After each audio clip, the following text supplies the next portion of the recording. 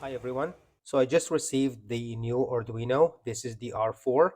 These are the specification listed here. I received this today, so I wanted to make a quick unboxing video just so you know what to expect. Let me see if I can focus the specifications here for you.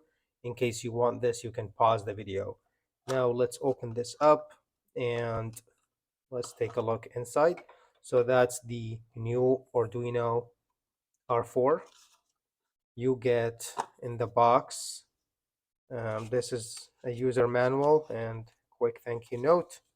You get some cool stickers here. I like this one.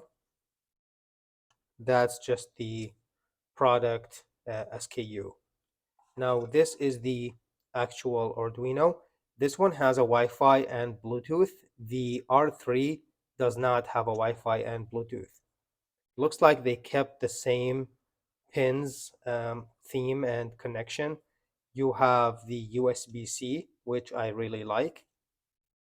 I like that it comes with this mounting piece that if you are working on a project, you can mount this on your project, then your Arduino can kind of clip on it.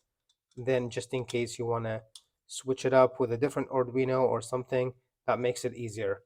This is it for today's video. Thank you for watching. I'll see you in the next one.